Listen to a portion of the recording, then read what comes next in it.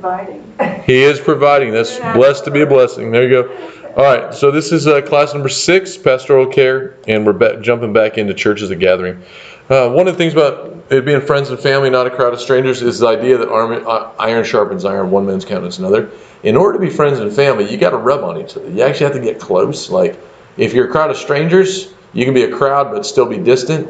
And there are stories of people who have attended our church for a long time, like years, and then nobody knows their name. They end up in a hospital situation. The hospital will call the church and say, "Hey, so-and-so's here. They said that you're their church. They will request a visit." And I'm like, shoot, I'm going, or someone else on our staff is going to go visit. But we don't know the person, and it's like, and then they're like, "Well, I've been going to your church for 5 years." And you're like, man, that's stinky. Like, I would hate to go to church for 5 years and nobody know my name. Like, I can't even imagine that. Like, I wouldn't do that.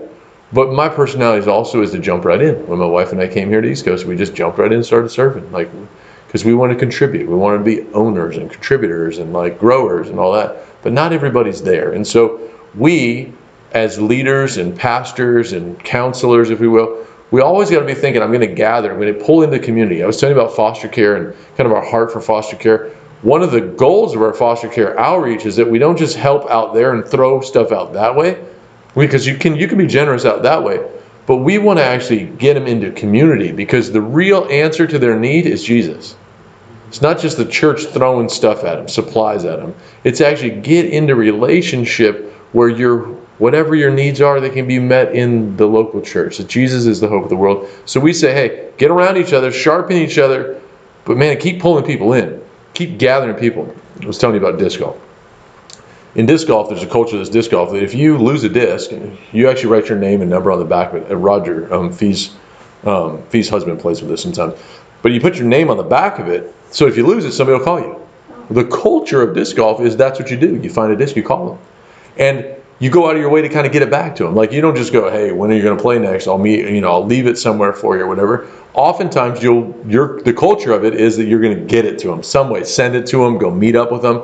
Well, what we do, because we have this small group, is like, hey, we're going to play on Saturday at 7:30. You want to play around with us? Because now we're going to gather them into the community and come hang out with us, And if they play at this one location where we play a lot, we just say, hey, we're going to be here. Would you want to come play? Or we'll be there about 9. Or, hey, do you want to meet up at a certain time? Do you want to meet up? Will you be out there? And we're always thinking, let's gather another person, gather another guy. And it is weird how God will just ordain, some moments with people over a disc or over whatever things. But our goal, again, at East Coast is gather people. Let's get people into environments where they can connect with Christ, they can connect with each other. And if we do that well, people are going to do all the other things well. So I do believe this too, and I keep saying I, but we believe this at East Coast, that there are gifts given to the body.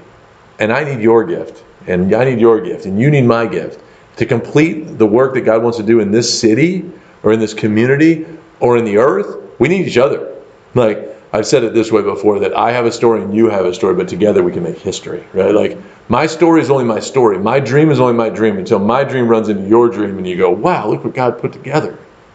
It's what happens when you're friends and family again, is you get together and you talk and you dream together. You talk about life together. You talk about stuff together, but you got to come together to do that. You can't be isolated and apart. That was one of the hardest things, still is the hardest thing. Fee oversees our digital campus right now. We love our digital campus, but we don't think it's church. Like, we're not like, hey, we're going to do online church. We call it digital campus because we want to get them onto a physical location. It is a holding pattern or an option for people that are out of our area, right? But if you're in the area, come on to church. Like, come hang out with us. Like, we have a connect dinner, which or welcome dinner we call it now. We have a welcome dinner where we tell people, hey, if do you want to know more about the church, you want to join the church and be part of our family here, we'd love to have you. Come have a meal with us. Come have some fun with us. Come meet some of our key leaders. And Fee and her husband, Roger, and myself and my wife and a couple other couples usually host the one for the Parkway here. And Felicia, they invite the online campus folks to come to that. If you want to be part of our church, come to this welcome dinner. It's usually, tends to be a smaller environment, less people. And so if you have a reason that you're online, you can spread out and do that. Well, we've had people say, hey, I haven't been to church in over a year. I came to church one weekend, but I was watching online for a year. Or I've been watching online for 2 straight years. fine, but let's engage in the community. Like, let's get into that chat room at least. Let us pray for you. Let us believe with you. Like, let's figure out a way to have coffee, do something, or even if we got to get into open spaces. There's a small group that meets here Monday, Wednesday, and Friday mornings, and they sit out in lawn chairs and drink coffee outside the parkway in the mornings, early 7 a.m. Why? Because it started during COVID. They had to be outside. They couldn't meet in buildings or whatever. And they've just continued. They just keep doing it. They just come and have coffee as dudes. They just sit around their lawn chairs. Tailgating 7 a.m. drinking coffee right out here in the parkway. It's incredible. But again, how do you do family and friends unless you do things like that? You got to get outside of the parking lot. Yeah, right out here. Yeah, like, think of all the people driving by too, thinking, what are those guys doing out there? Guys too. Oh, it's men. Yeah. On Tuesdays and Thursdays, we do food pantry here. So there's people lining up. There's cars lining up out here. And there'll be 4 or 5 guys with their trucks. Like, they're literally tailgating. Like, most of them have trucks that have tailgates down. They're sitting out there drinking coffee, either in their lawn chair or on their tailgate. It's incredible. But that was a forced move by COVID because they had to meet outside and be apart and all that. And now it's just kept going. They just keep doing it. And it's awesome. Like, it's a great fellowship for guys to have family and have connection, have community. And so much happens when we get into community. So, cool. Small groups are another part of this church, is a gathering, friends and family. We do a lot of different small groups here. The answer to somebody's financial problems is generally a small group called Financial Peace University. It's a great option for them. There's another one called I Was Broke, Now I'm Not. It's another small group. It's financial. And hey, let's get you into a circle of other people that are similar to you. Yeah, your marriage is struggling? Let's get you into a marriage mentorship small group, or into a marriage small group. Or, hey, you have, mom with kids, single mom, or, what do they call that? There's a MOPS, mothers of preschool age children. They get together, they have a little small group here on our property, and MOPS is like this culturally relevant thing out there. It's not even a Christian thing, but we're like, we'll host it. Yeah, it's all over. We'll host it on our property. You can come hang out on our property, right? Mom's Day Out. We just have a lot of different things for moms and for dads, and like the disc golf thing, or there's a golf small group on Monday nights out at a Duran. Group of guys get together and play golf, doing life together. Again, not going to be strangers if you're doing life side by side. You're going to be a stranger if you're 1 hour a week in a seat, in and out. And we just are fighting against that. Of all of our locations, the Parkway location is the hardest to win at this because there's so many seats. You go out to Cocoa, there's 80 seats in the building, there's 35 to 55 people there. If you're new, everybody knows you're new. I always feel bad out there new people come because they just get so bombarded with friendly faces. Oh yeah. It can become overbearing. It can be too much, right? And then they go out there and they kind of stick out because they're new, right? They either feel really loved or they feel really weirded out, right? It's just that those are the normal feelings of people. But we have to figure out how to love people who are going to come in feeling those things. We have call it a trick, or it's a process that we've put in place here on this property in Merritt Island, that when a family comes for the first time and they check their kids in for the first time, they got to do a little bit extra paperwork, right? We give them a free gift. We give, a kid, when they come for the first time, a free gift. This is just a little East Coast cup that, when you put water in it, it changes color. So it's looks like a white cup until you put water in it, and then half it turns blue, wherever the level. It's just a cool cup that kids will want to have in their cupboard at the house, right? Not just kids. Moms and dads, exactly. And so families have these. They have their cup. Well, guess what? That East Coast logo stays in their house now. It's a super inexpensive marketing ploy to get into a house.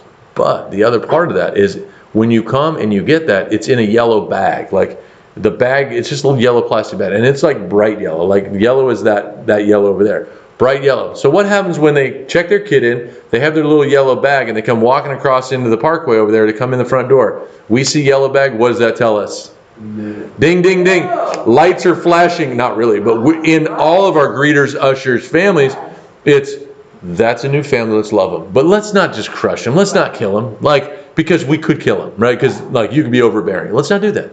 But we know, if we see yellow bag, we know first time family, right? It's a simple thing. Call it a plot, call it a whatever. We're giving them a gift, but we're also helping our people identify as a first time And you're parent. being proactive. Yeah, we're intentional. Yeah. Otherwise, and it's a big thing, like you said, especially when you. Well, your first time, you got a lot of hurdles to jump. Or, hey, can I help you? Can I help direct you? Where are you going next? Yep. most times when people come in for the first time, they're kind of looking around, kind of like doing one of these, like they're just kind of sizing everything up, where when you've been there 100 times, you're not doing that, or 20 times, you're not doing that. And so, sorry.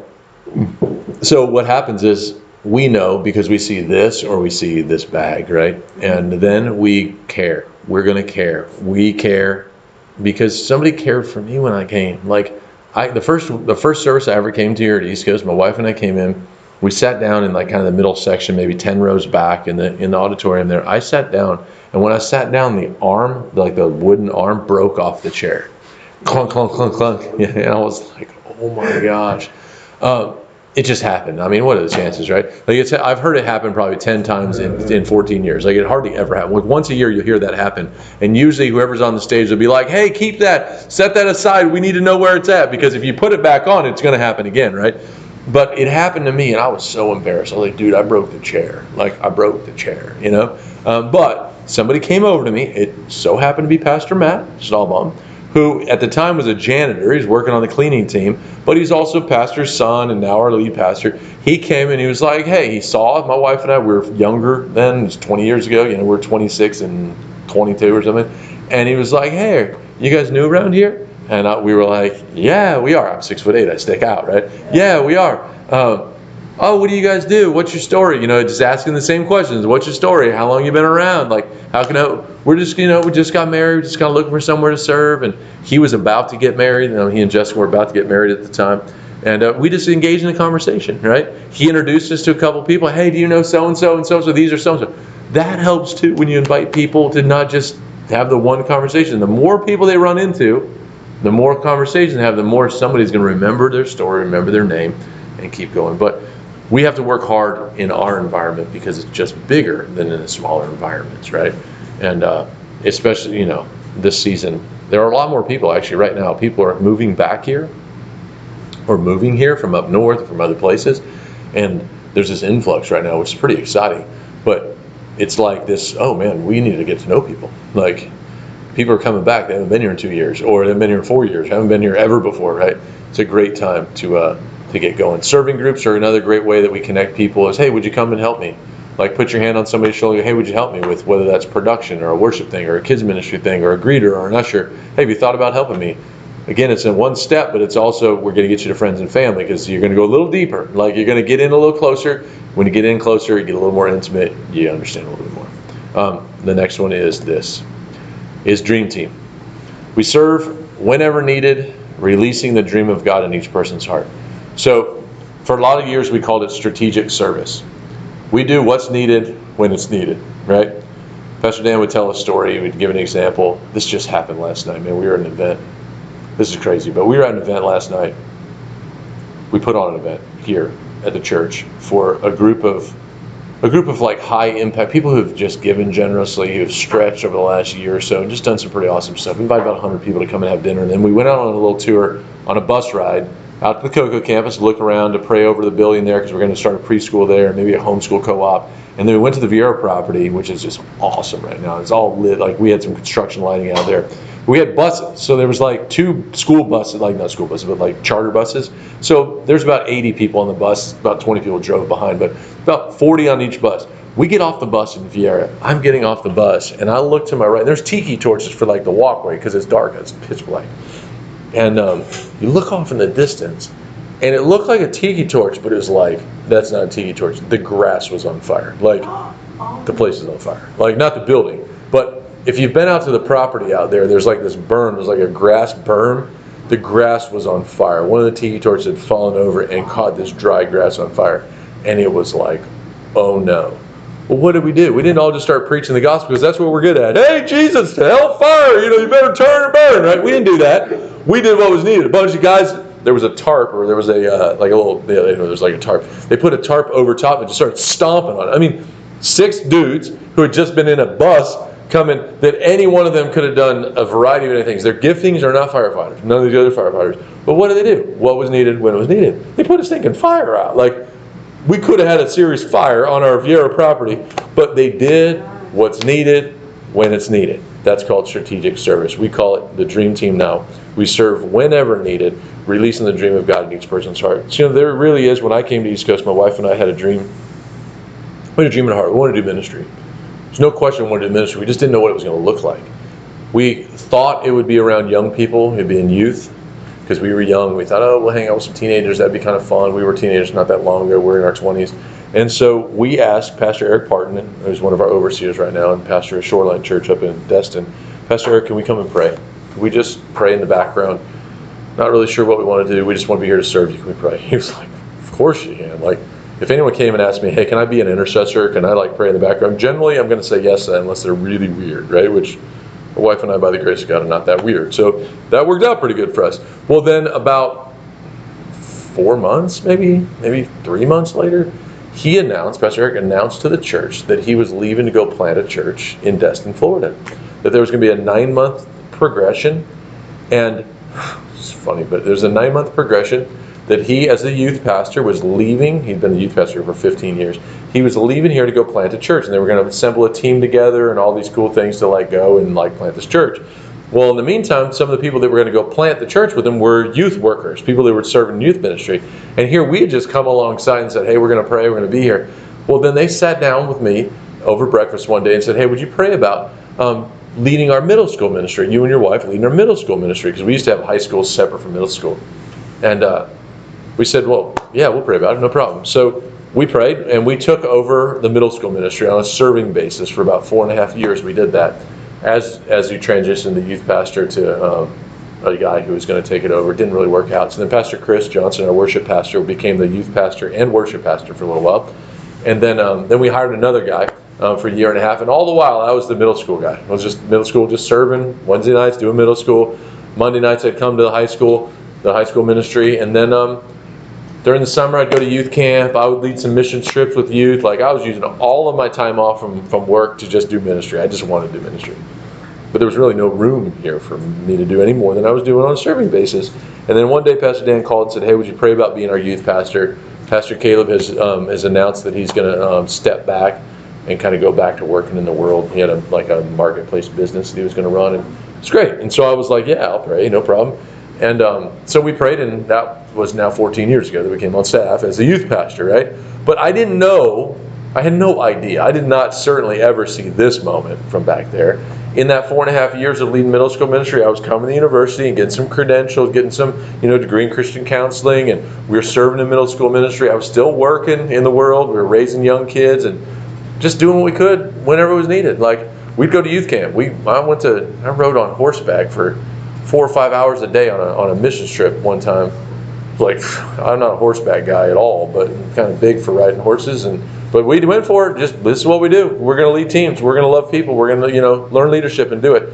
And what I didn't know is it was preparing me for a day where I could actually do this now and have the opportunity to help lead our church at the highest level of leadership in our church right now. And just didn't ever see that. But God saw it. And it was a dream of God for my life and for this community and for, so many other pieces of that. But we don't get to pick what we want to do all the time. We have to do what we don't want to do to get to do what we love to do a lot of times. There are things that I do in my job right now that I really don't enjoy doing, but I do it so that I get to do what I love to do, right? I love to do this. I could every day. I love to do it. I could go have lunch with people every day. I could go to breakfast, have coffee with people. I could do this relational one-on-one thing. I really like it. I really enjoy it. I've been a lot of places around the world. I've been and seen a lot of things. I know a lot about a lot of things. I could just sit and talk and hang out with people. And I like it. But I don't get to do that all day, every day. I actually rarely get to do that because I have other things that I need to do. I got to build teams, and I got to equip leaders, and I got to make sure that financially that the train keeps going forward, right?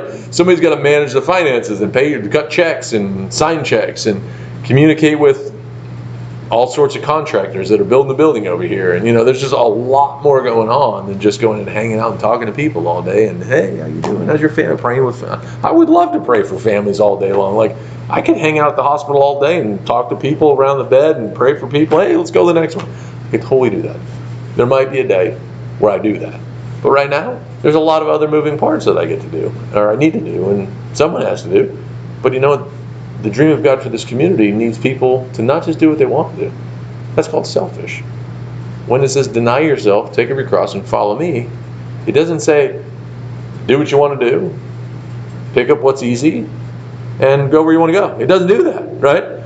But we, especially in our American culture, tell us, oh, Taco Bell's got free tacos, let's go get a taco or two. Like, because I can, because I want to, because I whatever. The kingdom does not work like that. Like, the principles of the kingdom do not work off of what do I want to do, when do I want to do it, and have fun doing it. There's a lot of heart, and there's a lot of grit, and there's a lot of grind. And in the grit and in the grind, I think we become more like Christ, honestly. Like, I need to do things that I don't want to do. I need that. Absolutely. Absolutely. And that the diamond doesn't look shiny in raw state. Some of the best things. Let's go. You got to get some sides. Yep. Let's go. Let's go. We have to learn some things the hard way. That pop-up trailer purchase was a bad decision. No, the purchase was a good one. Yeah, exactly. But you didn't read the instructions. We didn't, exactly. We didn't see what we needed to see early in the process, The pop-up Yeah. camper, I think, was actually good. It was a blessing. It was a blessing. I learned a lot. Absolutely. Absolutely. Put those, four corners down. Somebody asked me today, hey, what about a pop-up? Because I guess there's a pop-up trailer for sale up here by Home Depot. The circle of life. I was like, dude, stay away from it. But you might get blessed better than you ever asked, think, or imagine. You might be the right thing. If you only knew what might happen, I never saw the end from the beginning, but God did, And I'm thankful for what the Dream Team has meant to my family. Like, I love that my kids have a place to serve at a local church. Like, they don't just come to church and sit on the front row because dad is a pastor and they have to.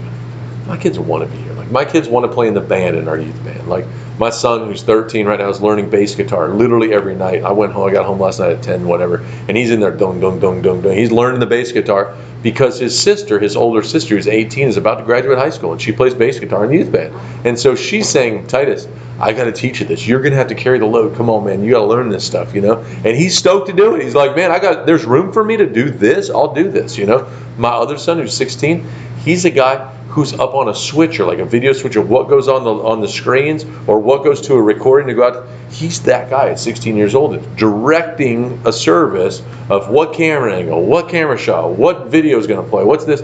He's 16. Teenagers are great at multitasking. It's a great outlet for a teenager to do. They multitask all these things all the time. And it's a place for them to serve, like at a very young age. Like, that's a great skill. It's incredible. Anywhere. Oh yeah. You pay a lot of money. You go to Full Sail University, which is like one of the higher end ones over in Orlando. You can pay a lot of money to learn these things. Well, we're getting skills. These kids get to do something, and they feel a part of something. It's not just dad's thing. It's not just mom's thing. It's their church, their space. And that's what happens with this Dream Team idea, too, is that we have an ownership now. We have a part to play in this. It's our thing, not their thing.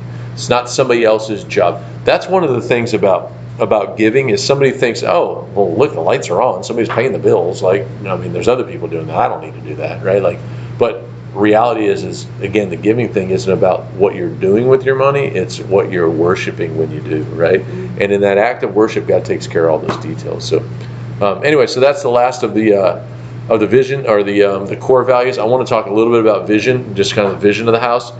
We got about 20 more minutes, I think, when I get through these 3 points, we're gonna be done. But the vision of East Coast for years is that we're building a life-giving church that lasts, right? So our model of ministry and caring for people, I don't know if this is on a slide. It's probably not on a slide. I think so. Yeah, this is supposed to be down at the bottom of that core values thing. Building a life-giving church that lasts means that we're building something all the time. We're always building. We're not standing still. The kingdom of God advances, and it forcefully advances. It takes work, right? Now, we have to be careful because some of us are very passionate about work. Like, I would rather work on the kingdom than work on anything else. Like, I would rather work on building lives than anything else. I would rather spend time investing into couples and marriages and families than anything else. But if we're not careful, that building something will become destructive towards the builder, right? Like, and I don't mean like the builder like Jesus. Of course, Jesus is the builder. But the work that we do, we are building something, but there's got to be balance in what we're building, right? So what are we building? We're building a life-giving environments We want there to be life given, not life taken. Like, we've all been places before where it just feels like it's sucking the life out of us. We do not ever want the church to be that place. You've been to a small group before. You've been to probably ministry things before, and you're like, oh, this is such a grind. Like, this is intense, and this is miserable. That one person in that small group could just suck the life out of a small group. Like somebody who's just super needy and always got to say something, always got something to do, right? Well, we do our best to not have that be the case. Now, can't solve it all the time, but many times in a small group training, we'll talk about what do you do when the person just wants to suck the life out of the room, right? Hey, why don't we talk about that later? Is there somebody, and you notice somebody else, hey, what did you think about that? And just try to get off of that subject and get to the right thing, right? Well, in our worship environments, we have recently, over the last maybe 4 months, been very intentional. Maybe you guys have noticed this because you guys are around. You've noticed that we have moved a little bit of our praise and worship towards there's joy in the house of the Lord, there's radical praise, like kind of there's a little bit more like, hey, there's joy. We're going to give it, we're going to have joy. It's not all going to be deep, soaky worship all the time, right? Deep and soaky is good. But right now, our culture out there is deep and heavy all the time, right?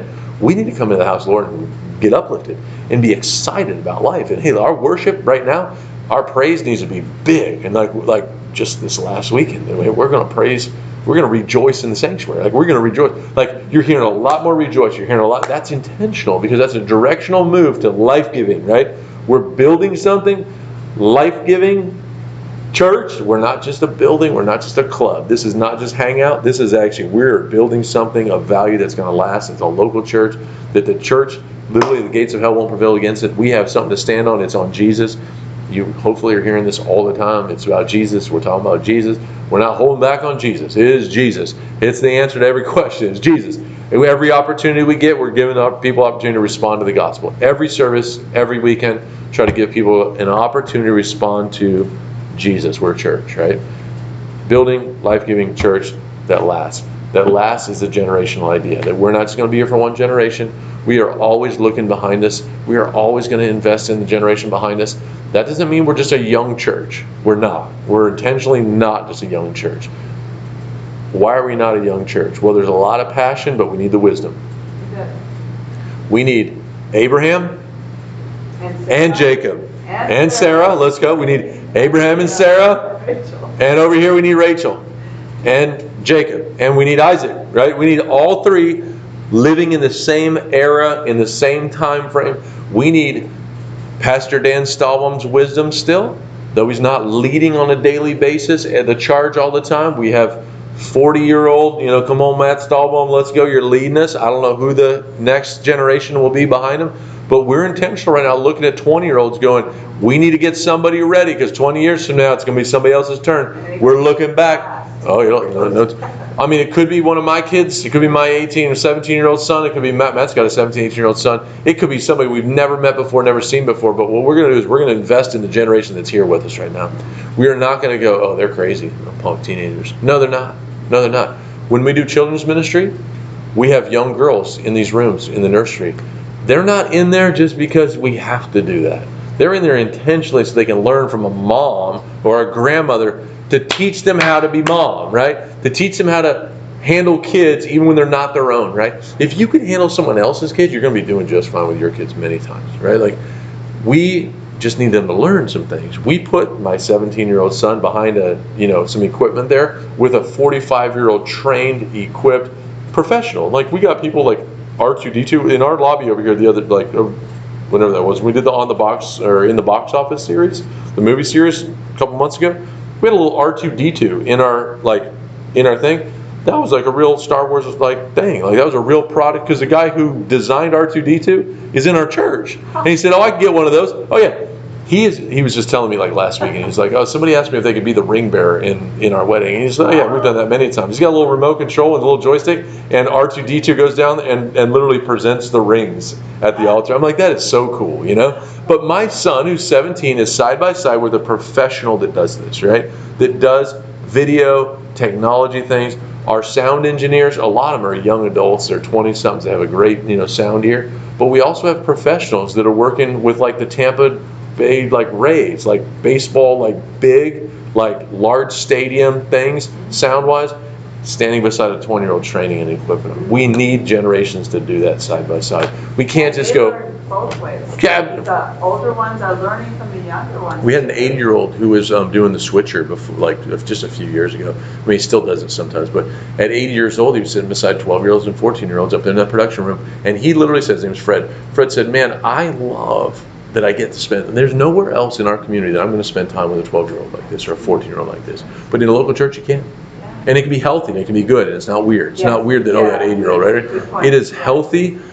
Now, we background check all the, things that we do with kids and youth and all that, but we want healthy relationships. When I was youth pastor 9.5 years, and in the 9.5 years as youth pastor, I said so many times, I want adults. I don't mean like just young adults. I want adults. I want professionals to come and serve. I want pilots to come and serve in our youth ministry, because I want kids to look at somebody besides their dad or besides their mom that's a professional, that loves Jesus and is normal. Because a lot of times students are like, oh, my mom's faith, my dad's faith, oh, they do the church thing and they just drop me off here, whatever. But when they start to see pilots, and they see, educators, and they see other people that have professional careers that want to come invest in them, besides just their teacher or just their coach or just their mom or just their dad, suddenly they have people that go, man, they value, I can make it too, right? And we've had some just legendary youth leaders here over the years that have just invested their lives into the next generation. I was a youth pastor 9.5 years. I got teenagers in my house. But you know what I choose to do? I choose to open up my house for teenagers to have a small group in my house. Why? Because I want to invest. I want to use the resources that I have in my house to invest in the next generation, right? I have resources to give in this season of my life. I want to give them. And what I can, I want to. I was just at that business leader some luncheon today. Barry Wallingford, who attends the Viera campus, him and Gina Wallingford, they own a company called Atlantic Business Systems. They do like copiers and IT services and things. And they've grown very large. They've owned the business for 30 years or something. And they allow some small groups to meet in their building after hours. And he was saying today, he was like, it costs me nothing, and I get way more in return than it would ever cost me. Even if we had to keep the power of the AC on or something, he said, it costs me nothing. And what do? They pray for my business. And I'm sowing what I have, a business and space. Why not use it for the kingdom, And he's trying to encourage other business leaders to go, hey, what do you have? What do you have to offer, Like, we all have some resource to give the next generation, And it's not always like the next generation in the sense of a 20-year-old or a 10-year-old, but it goes the other way. I want to love widows in their season of life. When I speak on the weekend, I want to give value to the 80-year-old and to the 18-year-old, to the 45-year-old single dude, to the 40-year-old single mom, to the married couple, the young couple. We are going to shape our ministry around life-giving environments. It's going to last. And that sometimes is challenging to kind of hit all those points in a message or in a worship experience. But we do our best to try to do that because we want to build a life-giving church that lasts. We're not just a momentary move of God. This is not just like a season. We're 33 years deep, and by the grace of God, the best is yet to come. Like, it's hard to think that, like, something like, I don't want to dishonor the past, like, oh, we're going to be better or whatever. I don't believe that's because of us, but I just believe that we're positioned in a place, in a season when culture is as dark and as difficult is when the church thrives the most, right? And we're positioned for it. Like, it's time. Like, we're ready. Like, and it's happening actually, like, over the last couple of weekends in the Parkway, which I oversee. We've had about 770 adults 2 out of the last 3 weekends. Well, prior to that, the average was in the 680 range. So if you go from 680 to 770, that's like 90 extra adults. That's a large percentage of, that's like 12% and 12, 14%. That's a big jump in attendance numbers of people wanting to come to church, right? Like, well, that's because a lot of people are moving into our area. It's compared to up north, it's really affordable here. Compared to out west, it's really affordable here. Jobs are coming. Like, we're in a really good position for the season that we're in to be able to grow and to do that. So anyway, it's exciting. So right now the vision is love God, love people, love life. The love God idea is that we're going to worship well, that we're going to reach up. We reach up in worship. We love God because He first loved us. We want to help people build intimacy with Jesus Christ. If someone's broken down for whatever, like we're providing care to somebody, it's got to start with a relationship with Jesus. They got to draw near to Him. They will draw near to them, right? Like, If we push people into a relationship, to reaching up to Jesus, get into a space where you can worship God. How do you grow close to God? How can you get close to God? Well, you got to have the grace message, right? Because if there's shame and there's condemnation and they're getting beat up by the enemy, we need to help them go, you can get close to God. We want you to love God. Draw near, he'll draw near to you, as James 4:8. It's another part of worship. Psalm 66:2 says, sing out the honor of his name, make his praise glorious. We have been a worship church for a long time. Like in our area, people come here just because the worship is what it is. And that's testimony to some incredible worship leaders and worship team folks that have just sown their lives. But Pastor Dan's a worshiper. Pastor Matt's a worshiper. They're musical people that have invested in going, hey, this matters to me and this matters big. And so we're always going to be a worship church. So we love him because he first loved us, 1 John 4:19. The next is love people. We reach out. We're not just a church for us. We're not just going to make church comfortable for the believer, right? Churches get that way. We can get that way where it's just comfortable for me. Just us four and no more. I kind of like my seat. I kind of like my carpet color. I kind of like my music a certain volume. I kind of like this. I like that. We've been an innovative church for a long time. We've done some things that are a little bit stretching for the average religious folk. Just been really just even brave enough to say, hey, we're going to have a young adult ministry. A lot of churches don't have it. A lot of churches don't have a 20-something ministry. They think, hey, come to church on Sunday. Just show up. Like, why do we need another service for you? You know, like, we invest a lot of resources into youth, into young adults. Like, a lot of resources. Like, we make space for it. We have staff for it. We do a lot of things creatively by video, and we create graphics, you know, cutting-edge graphics. We do a lot of... That has a cost to all of those things, but that's because we don't want to just be the same old church that does the same old thing, but we want to reach out. We want to reach people. We want to reach young families. Our 2s and 3-year-old class is very important to us. They call it the slow fade. When people typically leave high school, they go off to college. When they leave high school, church attendance goes down. You know, like it's kind of goes up pretty good when kids are young, families through high school. It starts to fade a little bit, get out of college, it's going down like this until they have kids. And then what happens when they have 2s and 3s? Usually around 2 years old, they're comfortable. Okay, let's go try this church thing. We got to raise our kids the right way. How are we gonna do it? 2s and 3s, it starts to go like this again, and then they get to high school and they fall out, right? And what we've tried to do, because we recognize that 2s and 3s, is we say this. We believe this, that the value that we place on our 2 and 3-year-olds in our daycare and our nursery over here is the church growth of the future. If we do that well, and we take care of young families well, their kids are going to grow up and you're going to have them for 10 years. If you have kids from 2 years old till 12 years old or till 16 years old or 18 years old, you have a family for a really long time. And a lot of great ministry can happen in that window of space.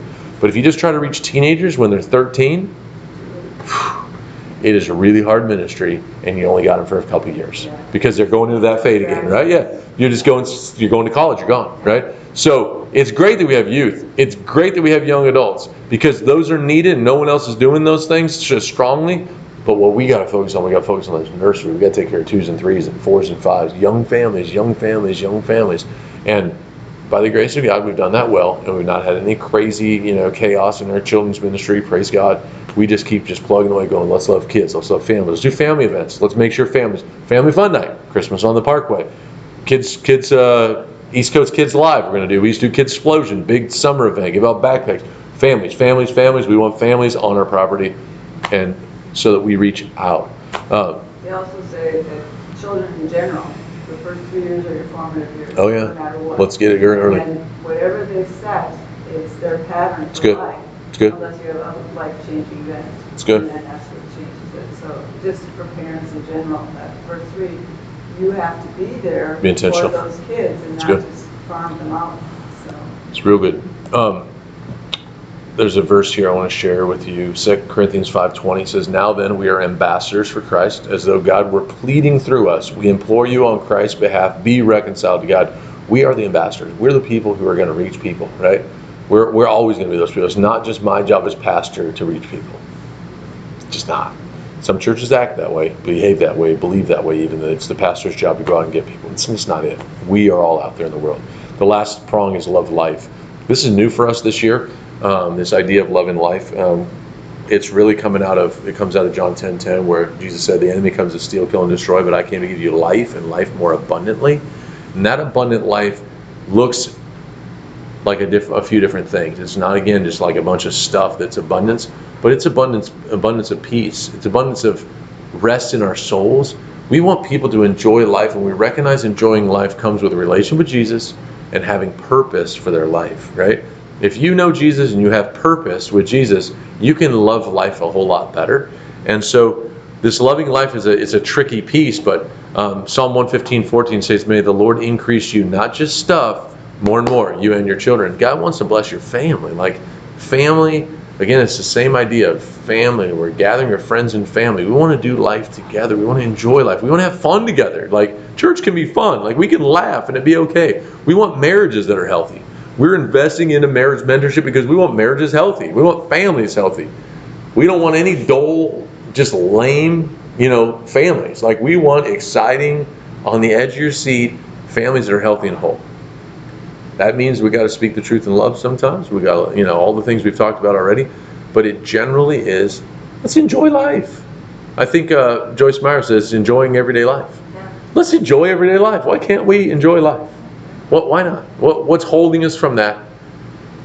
Many times it's all the burdens, just all the burdens that get heavy, that we forget to go, I'm going to help you with that. And as leaders, again, we're going to go, I'll help you with that, and I'm going to hand it to Jesus. When I try to take your burden and I carry your burden for you, I better give it to Jesus, or it's going to bury me just like it was burying you, right?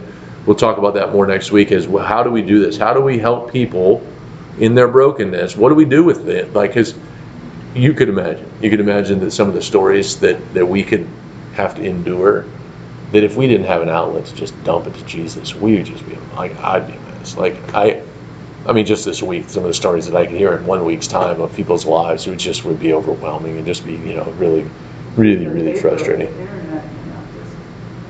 Yeah, you look in social media world. People are coming to you. Yeah, I mean, you have marriages in crisis, you have kids in crisis, you have churches that are just fighting with other churches, you have people that are just slandering one another, people making up stuff that's just not true, just lying to slander someone, like all of that mixed together, that breaks people. Like that would just, mentally and emotionally, you just couldn't carry that as a leader if you didn't have a relationship with Jesus to go, here, you got to take that. Like, you got to do it, Jesus. I can't do it. I can't do it for you.